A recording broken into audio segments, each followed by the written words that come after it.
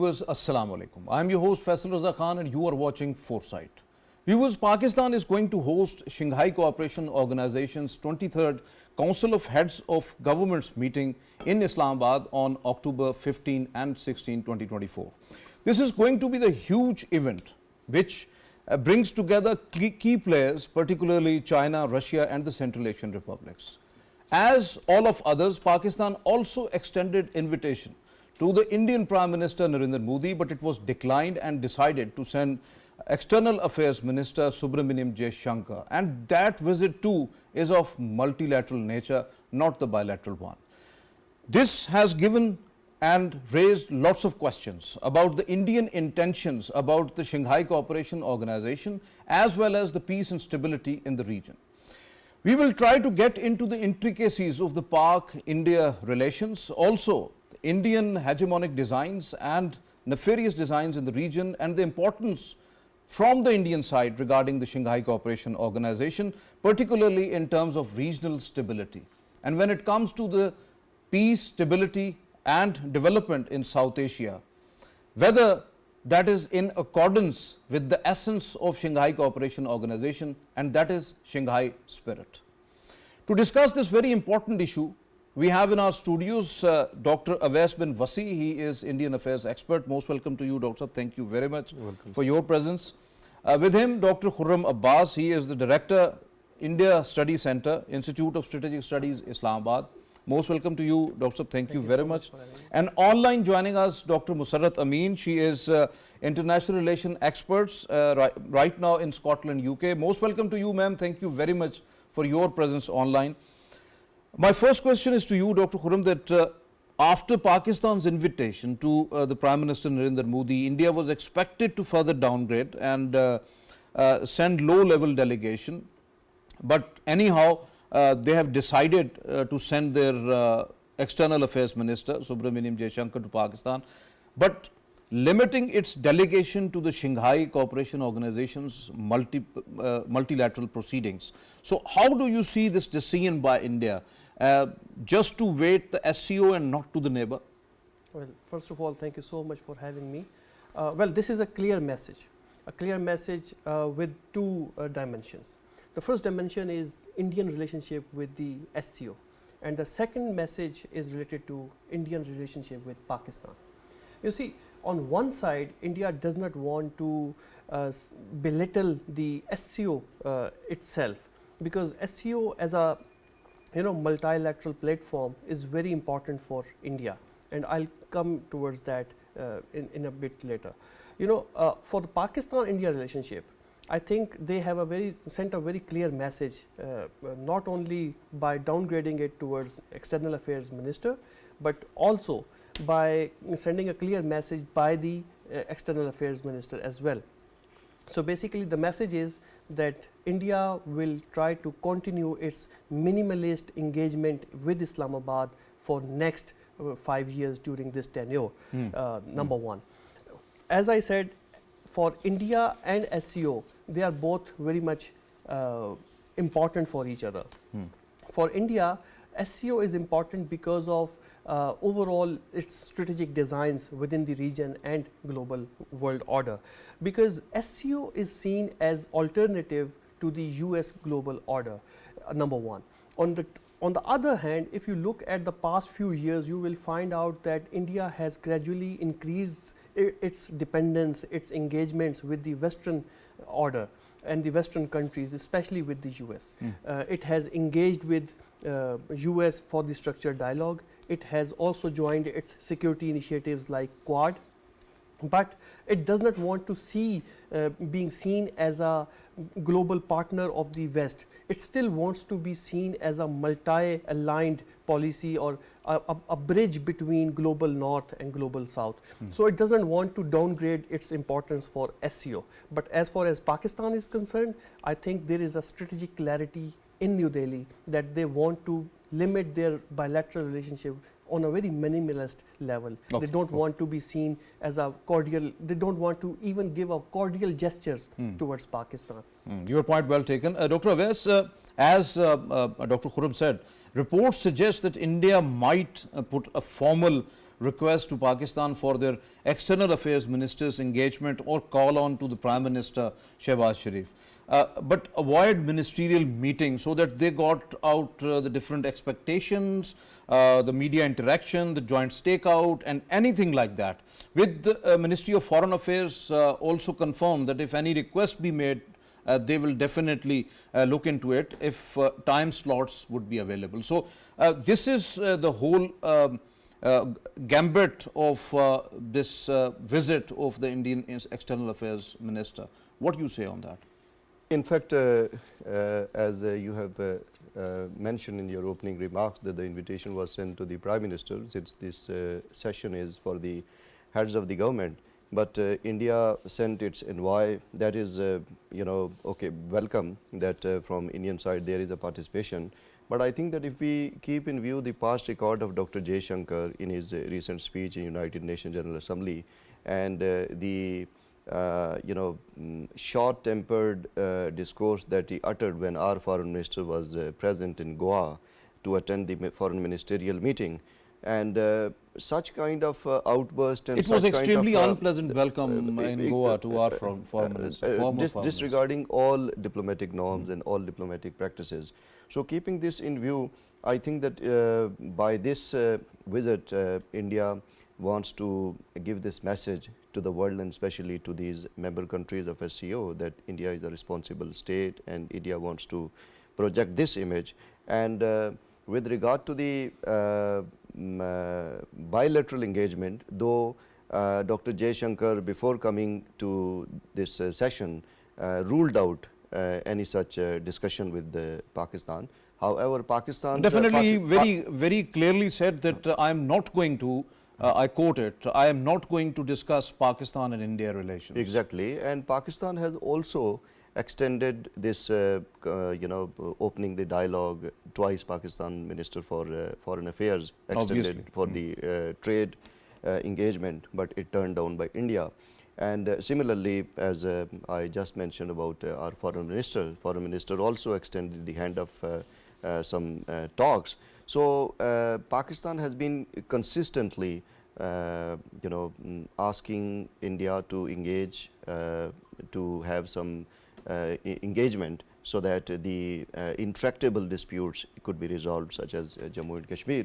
So far there is a little prospects that any headway or any there is any thaw in the eyes. So, what your thoughts about all parties Hurriyat conference leader Mirwais Umar Farooq's statement at social media compelling India that it's a real opportunity at the SCO summit to break the ice and engage constructively, as he further said that generations of the Kashmiris have been consumed by the uncertainty. We want to end to it a fair closure. First of all, India needs to understand that this issue is not going to die, which India has tried for almost a century, around 77 years.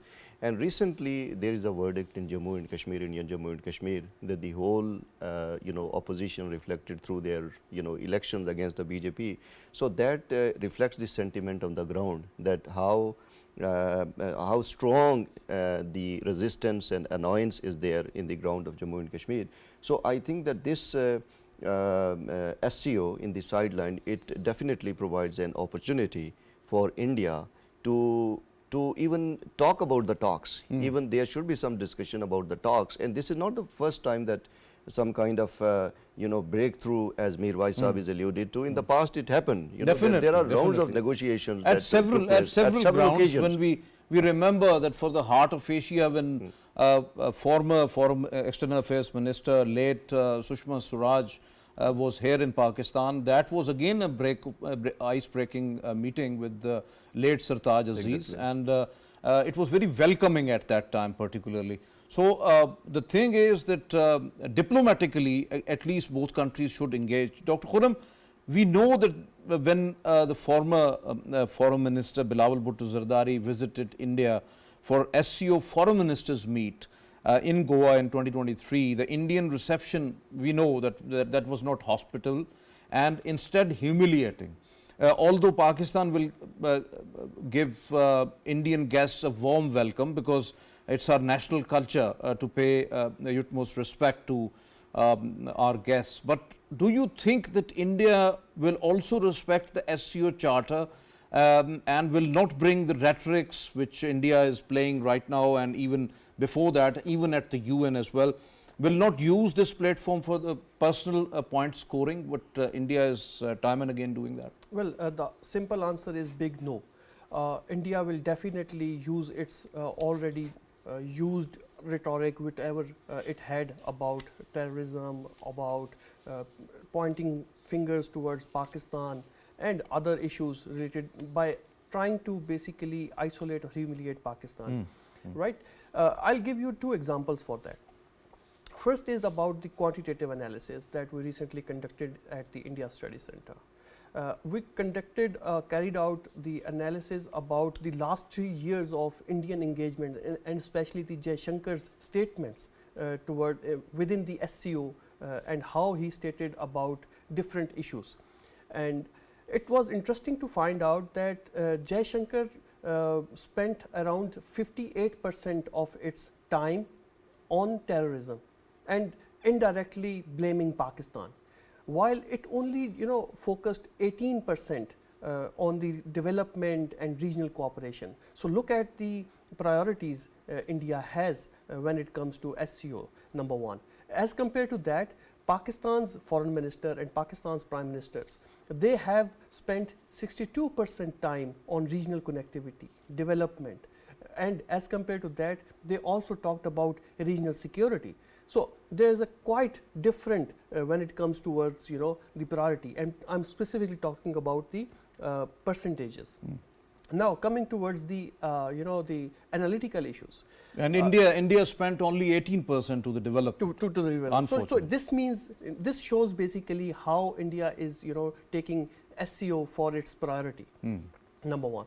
And number two, if you look at for the past 5 years, there are several examples for that. In 2016, the Prime Minister Modi declared it that we will try to isolate Pakistan. And in 2019, soon after Pulwama attack, on 15 February 2019, the Indian Cabinet on Security Committee, they actually met and declared publicly, and this document is available, where they said that we will now try to isolate Pakistan based on this issue of terrorism. And they did that. They used FATF. Now they are trying to use the GSP plus status again. So by all means, India is consistently trying to isolate Pakistan, consistently using the mantra of terrorism or cross-border terrorism to basically disturb or demean Pakistan's image. So this will definitely be reflected in upcoming SCO meeting, where Jaishankar will most likely use same mantra as he did for the previous 3 years. Definitely, your point well taken. When we are talking about particularly on these aspects, it is no doubt you are absolutely right. Dr. Musarat, unlike late Indian External Affairs Minister Sushma Swaraj Islamabad visit in 2015 to attend the Heart of Asia conference, which was utilized to lower the tensions between the two countries and held a bilateral meeting, Jaishankar's visit is of multilateral nature without any bilateral aspect, means Indo Pak relations will remain at bay. Your comments? Well, thank you very much. I was just listening the other panelists as well, and when you talk about that, it's been it was in 2015, and it's been 10 years almost when Sushma Swaraj visited Heart of Asia conference, and she had sideline meetings with Pakistani counterparts and other people as well. But this is very clear. I mean, if you see the, SCO is not a regional, this is a regional organization, but this is not a platform where bilateral issues can be discussed. So India is taking benefit of everything. I mean, they don't need Pakistan this time because they are engaging with G20, they are engaging with BRICS, and see that that Quad already mentioned, one of the panelists as well, and then see where, I mean, Indians, they are progressing, I mean, see their economic development as well. So they don't need that, they have to have sideline meetings with Pakistani counterparts, and they are just fulfilling the responsibility or the fulfilling that I mean, SEO, that they are regional power, and they are just showing that they are having their role in the world politics as well. So this is why they are not leaving this conference. Otherwise, you know, they failed SARC. They could have do this with it as well. But you know that China is there, and you know they know all these things, that this world is directing towards multilateralism. So they don't want to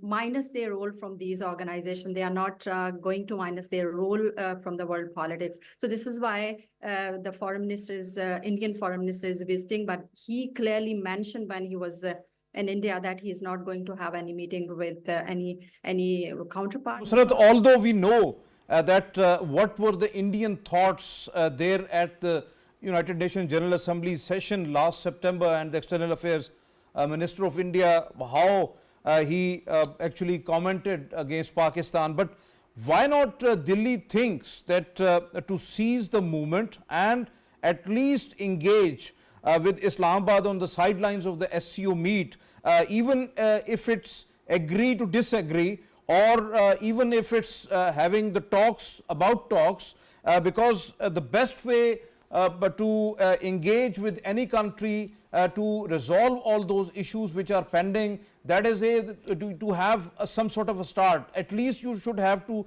kick start for regional peace, especially the peace between the two nuclear armed neighbors, through direct dialogue or by discussing it, outstanding issues related to Kashmir and all others through the diplomatic channels. Do you not think that this is the movement which is rare between the two countries? So India has to take up this movement at first.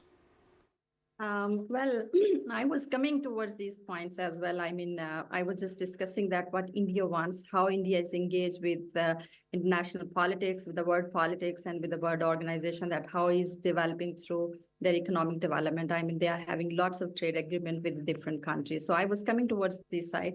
This is what I said, that they don't need Pakistan at this time. See, internal situation of Pakistan, we have political instability here, and they are just getting benefit of these things as well, and no one is going to pressurize India that you have to go and dialogue with. This is the realization inside Indian ministers or their leadership, that they have to have dialogue. They have to come on this point, but at least we have to show the strength that where we are standing. I mean, you said that we have to have talk about talks and disagree to agree, and at least we have to start. I mean, this is a stagnant position that we have to start talk, and we have to at least pave the way for engagement and de-escalation, which both the countries are. And you rightly mentioned that both the states, they are nuclear states, and they are having nuclear weapons, and world realizes this, that both countries, they are having nuclear weapons. But I'm just saying that look at India, that it's fifth largest economy in the world, and how they are engaging themselves with the international politics, international organization, and the superpowers. I mean, they are just seeing them. Do you not think, Dr. Musarat, that India, whatever India do, but just leaving the regional countries and the regional players and having the engagements with the West, whatever those engagements we are not going into, but the thing is that any country can survive and can go a long way, leaving all those regional countries, including the players like Pakistan? This is very unfortunate that India is not engaging them with Pakistan in any dialogue, even to show the world. But I'm just talking about that this is not right now. India does not need Pakistan, because they understand what situation we are going through. This is Pakistan's, we are desperate. I must use this word, that Pakistan is desperate, that we have to engage ourselves with India, that we can even have some economic relations with them, that trade relations, and you know this. And I was just saying this word as well, that India will realize finally, because if they have to be hegemon in this region, which they are eyeing for since long, and then they have to have good relations in the region. I see that this South Asian region, they have 25% of population of the world, and see economic engagement and their trade relations, they are just 5%. Can you even imagine? And without the region's integration, that I must say that economic integration, you cannot develop. State alone cannot be shown that we are powerful states and we are. By the way, Dr. Musarat, this Council of Heads of Government meeting of the Shanghai Cooperation Organization is basically for economic development in the region, for connectivity, for integration, for tourism, for cultural and heritage linkages. So, if India is skipping all this at the bilateral level, what would be that at the multilateral level? So, we have to understand that. Your point well taken. Dr. Khurram, how do you see the fake and fabricated Indian rhetoric of cross-LOC terrorism? I am not saying cross-border, because there is no border between the Indian illegally occupied Jammu and Kashmir and between Azad Kashmir. So, that is the temporary line, that is line of control. So, India has a rhetoric of cross-LOC terrorism, which India always voice at international forums, as Delhi always play the victim card to get world sympathies. But in reality, Indian states sponsoring terrorism in illegally occupied Jammu and Kashmir, including Pakistan, and now at the global level, is well known, growing, and such actions are self-explanatory across the world. Do you not think so? Well, you know, as you said, it's not about just the cross LOC, as you mentioned, or in IIOJK.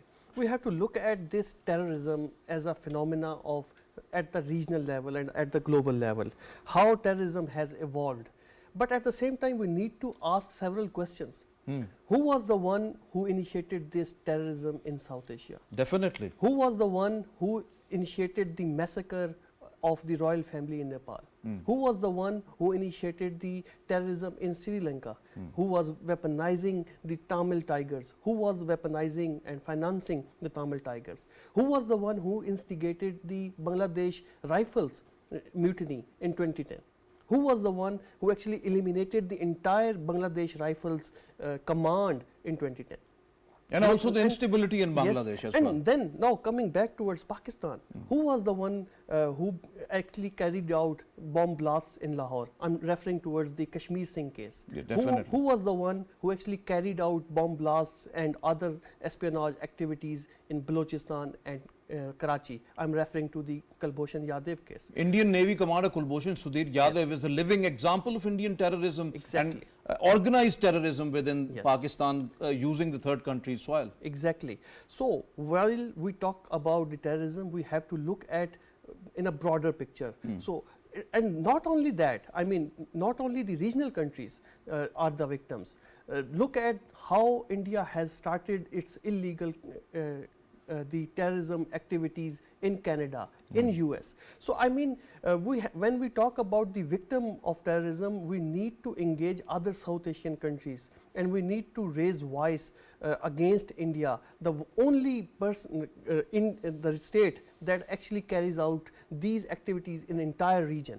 And I must say, as you mentioned about the multilateral forums such as SCO, I think in these kind of forums, we need to devise plans for real-time information, for the intelligence sharing, so that we can, you know, address this menace of terrorism through, you know, cooperation, rather being blame game, as India does always. Your point well taken, Dr. Khurram. Dr. Awais, why India is so flared up and level allegations of cross-LOC terrorism when Pakistan extends the moral, diplomatic and the political support to the innocent Kashmiris at the international forums, as Kashmiris are fighting for their birthright of self-determination and plebiscite, and struggle got peak actually, especially after the August 5th, 2019 acts of revocation of Article 370 and 35A.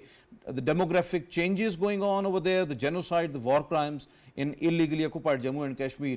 And despite of that, whatever more than 1 million Indian occupation forces doing in the occupied territory, then again blaming Kashmiris and the Pakistanis. What sort of mantra India has right now?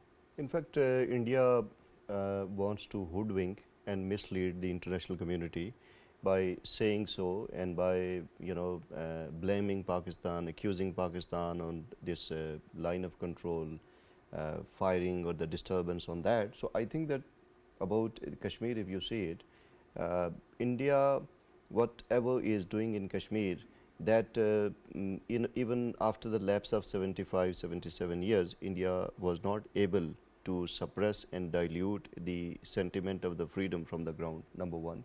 Second thing is that India, whatever it did recently, especially after 2019, everything was unilateral. The issue has three other parties apart from India. India is party to the dispute, but there are three others: Kashmiris, Pakistan, and international community. So India cannot, take unilateral actions by, ignoring or without taking board on all these stakeholders. And about these crimes, the nature of crimes, so they could be bracketed and they could be, taken as the war crimes. And I think that the issue of Kashmir and whatever the human rights violation they are taking place in Jammu and Kashmir, Indian occupied Jammu and Kashmir, they are the cases of international armed conflict. They are cases of international humanitarian law. They are not just the issues of human rights. So I think that they should be taken and they should be projected and they should be diplomatically advanced in that context, so that India's war crimes and India's massive violations of human rights could be brought to the world community. And if you consistently, you can see a lot of reports. For example, even before these definitely state assembly elections, Amnesty International obviously issued that report, and Amnesty International Executive Director Akar Patel, who is of the view that India, Amnesty International, Human Rights Watch, Genocide Watch, and even Human Rights United Council, Nations, Human Rights Council, there are lots of reports which were already surfaced. And what about the other external reports? Look at the reports given by the Council for Human Rights. Yes. Consist of senior Indian civil society leaders, including former bureaucrats and justices and all these people. If you see the findings of that, those reports, and this is not the one report, these are the consistent reports.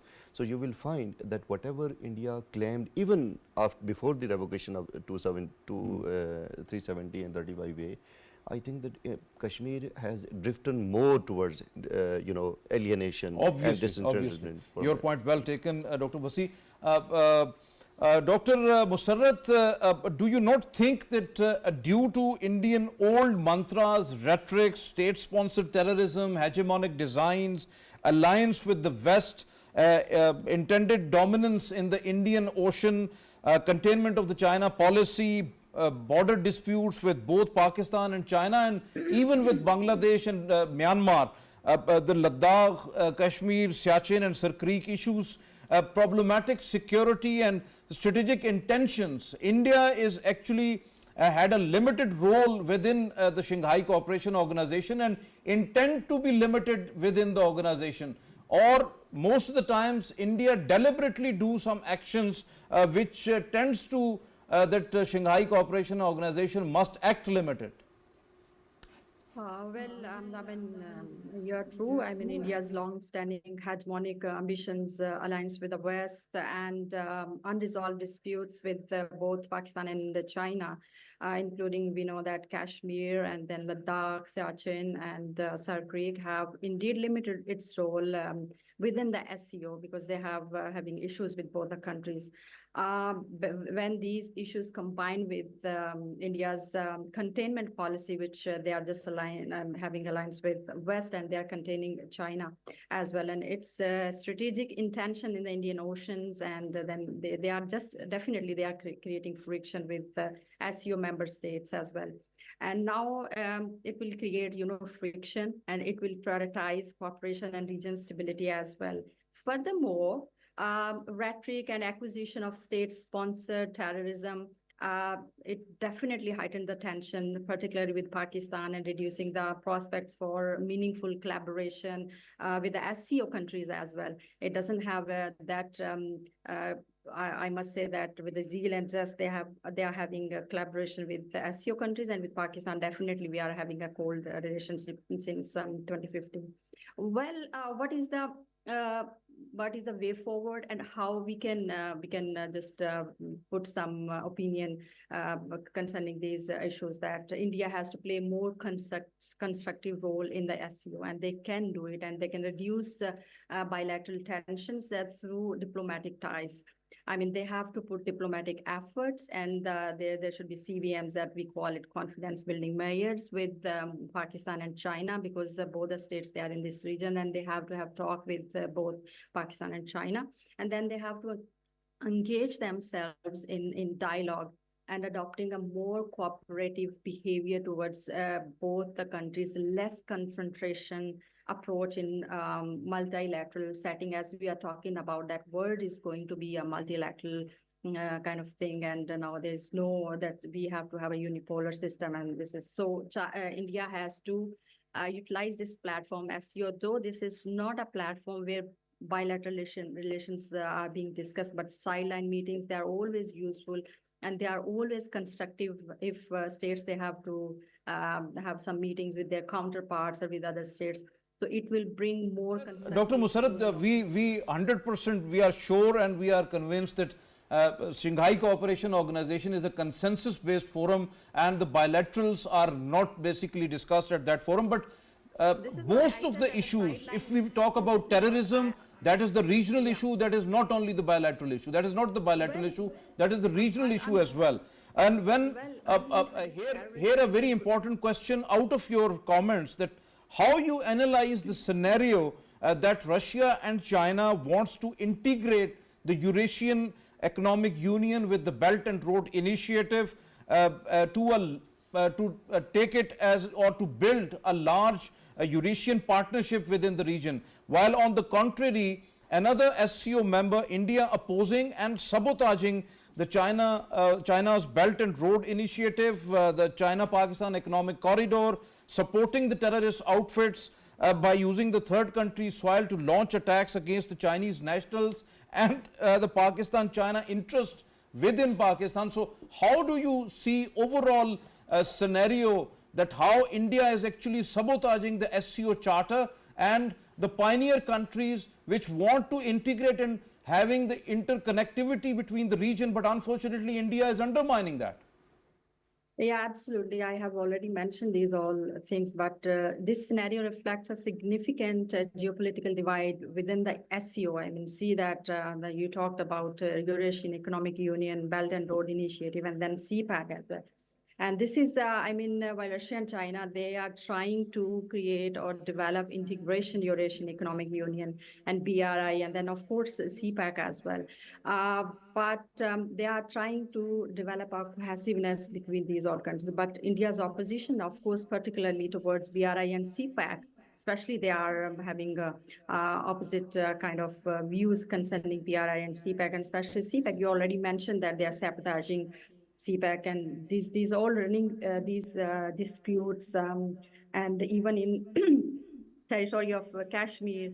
And then if we couple with this large strategic rivalry with China as well, I mean, these all are allegations. They are supported by some terror attacks, and recently, and in Karachi, and people, they are just talking about that maybe this is there is some involvement of India as well. But we have to prove for that, and we have to convince the world diplomatically, and we have to convince other countries as well that how China is behaving. So this is a kind of alarming situation. I must say that this is a threat for a spirit of SCO, that how you have to cooperate. Now, what is the way forward, and how you have to, take along all these things, that SCO should encourage member states that they have to have bilateral talks, and they have to resolve disputes diplomatically. This is the forum which can encourage all the states that you have to have dialogue with each other while maintaining a focus on basically shared economic security interest and prosperity for the region as well.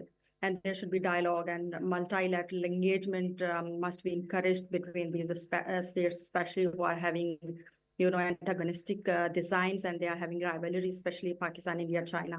So these are the things, this forum can encourage. And additionally, I must say that fostering these economic incentives for all the member states. There should be some announcement that there are economic incentive for the states, and I guess these can help the member states to mitigate the different conflict and issues between all the states, and they can create an environment that could be conducive for the collaboration and rather than the confrontation. So I guess these are the things, and this platform could be utilized for the, mitigate all these issues. And this platform should encourage. Vibrant platform, the Shanghai Cooperation Organization, and must be utilized for the common gains and for connectivity and integration. Thank you very much, Dr. Musarat, for being with us online and for candid views as well. Dr. Khurram, what do you think about Indian intentions to undermine and disrupt Shanghai Cooperation Organization, as India just intend its presence at this forum and mostly blocked several key initiatives, and because of the consensus-based nature of the forum, such initiatives never gone through. It's primarily because of the Indian animosity towards China and Pakistan. You see, the idea of these multilateral forums and the regional cooperation is primarily to increase cooperation, increase high-level connectivity and high-level meetings, and then also to increase the regional development and improve the overall the nature of the development that is going on in the entire region. But we can see there are two competing views. On one side, Pakistan and China and other member countries are trying to bridge the overall gap that there are in the infrastructure development, in the regional connectivity.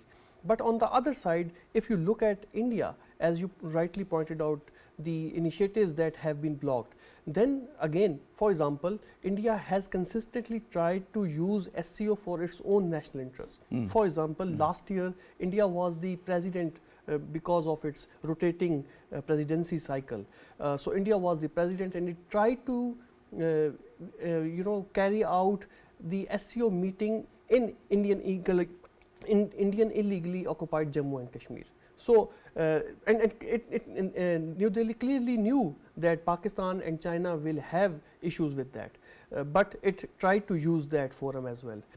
Again, India has been consistently against the BRI spirit, which is again I think the one of the major component of SCO, where it can use these for the infrastructure development, for the regional cooperation and development. And so, unfortunately involved in terrorism against the Chinese nationals and the CPEC projects, which is the you can say that the flagship project of the Belt and Road Initiative. So India is directly involved to sabotage the connectivity and integration among the region. So basically now we have two narratives. On one side, there are the countries, member countries of SCO, who are trying to build bridges. On the other side, India is trying to build iron curtain among the overall states. On one side, there are countries, member countries, who are trying to bring all the member countries for the bring together for regional cooperation and regional improvement and development. But on the other side, there is a country that wants to only develop by itself and does not want to see any other countries, or especially China and Pakistan, to be developed. Definitely, your point well taken. Dr. Awais, how do you see the upcoming Shanghai Cooperation Organization Council of Heads of Government meeting as the crucial one due to the Kashmir, Ukraine, Middle Eastern crisis, the Sudan civil war, and all other crises, and of course persistent Indian behavior to exploit its SCO membership to advance its self-serving objectives and habit of politicizing the organization? Yes, as far as India's politicizing this SCO is concerned, I doubt that India tries to replicate the same which India did with SAARC and made it defunct. Though in this forum, that is a quite big forum with 26, including the observers and members and their partners also. So this is a big forum, regional forum. So India might not be able to succeed or to foil the objectives of SCO. But some of the examples that I would like to particularly cite, that how India tried in the past to do that. As Dr. Saab was rightly referred, when India was the chairman of the head of the state in the rotation. So what India did was that first it announced the date for the summit on 24th and 25th of June to be held, and then abruptly, without giving any plausible reason, that date shifted from this one to the 2nd and 3rd July. And another embarrassing thing that India did was that the in-person meeting was shifted to the virtual meeting, which caused annoyance to some of the SCO members. So this indicates a kind of non-serious attitude of India towards this regional forum. Secondly, there is a contradiction what India professes, what India says in that forum, and what it practically does. For example, that being the presidentship of this forum, Prime Minister Narendra Modi gave this word, this acronym SECURE. Yes. That means that security and Yes. economy and connectivity and unity and regional integration and environment. This is the slogan. And But this that is vice versa when it comes to- apparently it seems very good. Yes, You know, yes. but when it comes to the reality, when it comes to the action, It so is actually like it the is- sugar-coated poison. what the Exactly, Indian exactly. Prime And there Minister are has some suggested. other examples which I came across in article, and I would also like to, that how India tried to sabotage is that the initiative that you referred. Number one, that initiative, that was the proposal by Russia. Yes. And that was the creation of new permanent mechanism, meeting of the heads of the statistics department of the SCO members. India, came up with some alternative, or India practically, turned out, turned down this offer. The second proposal that was advanced by Uzbekistan, Yes. and that was the draft of the agreement of cooperation on crimes control in the field of information technology. India Obviously. turned down the second initiative. The third initiative was the Global Development Initiative by China, Global Security Initiative, that is the third by China. So that was also turned down by India. So that clearly indicates that India perhaps India finds it difficult to create a balance, that whether India wants to go with the Western bloc or to this SCO, right? So India has a separate India Central Asia Forum on Afghanistan as well. So most of the time India is in search of the parallel forums to the Shanghai Cooperation Exactly. Organization. So keeping it these, is unfortunate. really. keeping these in view, these things in view, and these, Indian overall attitude, and these are the, blockade of these initiatives. So I think that clearly indicates that how serious India is. So, The so regional- Shanghai spirit speaks about mutual trust, the mutual benefits, equality, consultation, respect for diversity of civilizations, and pursuit of common development. But India remains a problematic neighbor across the region, always have hegemonic, expansionist and nefarious designs towards most of the neighbors. And so how SCO can flourish in such an environment, such an Indian approach, and how it attain its vibrant goals, which were earlier envisaged by the Shanghai spirit? India's expansionist design is being patronized by the state, means that it's a state constructed policy, this expansionist policy of India, that India's the whole South Asia, India tries to include in its own territory. So when this is the narrative which is being advanced by India, so then what is the question of sovereignty and territorial integrity of the neighboring countries? I will also relate some examples that look at all the examples. For example, all the examples of the neighboring countries. Some of the countries, they have become completely hostile. For example, Bangladesh, look at what is happening and how strong the anger that is deeply entrenched, and that is symbolized by Hasina Wajid, So that anti-India sentiment is so deep-rooted in the current Bangladesh. Same is the case with the other countries. If you see that India has had relatively cordial relations earlier, means cordial relations with the neighboring countries, but now with Bhutan, with Nepal, with Sri Lanka, and will Maldives, India has moved towards the downward trajectory. For example, there is an island dispute. In fact, that was not a dispute. There was an agreement in 1974 between Sri Lanka and India. Sri Lanka and India. Yes. What India now is doing is that India said that at that time our government was weak. That is why we were bound to do that argument, and now India is reclaiming that territory, reclaiming that island, That is number one. The second is in the Maldives, the recent elections that were conducted, the person who became the president. So the slogan was that go India, go back to India, means that some of the soldiers, and after assuming the office, 100 soldiers, they were sent back to India, right? So same is the case with Nepal, and in Doklam, Bhutan, yes, that was the dispute. Definitely. But now these countries, they are getting closer to China because of the connectivity, because of the economic integration, because of the Belt and Road initiative. So these are the things, because this kind of hegemonic and this kind of interventionist approach of India, that is not going to be work in South Asian neighbors. Definitely, that is not going to even serve the Shanghai Cooperation Organization's real-time spirit. So, SCO has, Dr. Khurram, SCO has the foundational purpose of strengthening the mutual trust and promote sound neighborly relations among its member states. So, while the theme is to have wider cooperation, rather conflict, because only sustainable development, sustainable peace can make a sustainable economic, regional economic and socio-cultural development possible. So, do you not think that SCO has to play, although it's not the mandate, but can SCO play a vital role in normalization and the peace in the subcontinent in South Asia by resolving the outstanding issues, including Kashmir? Definitely.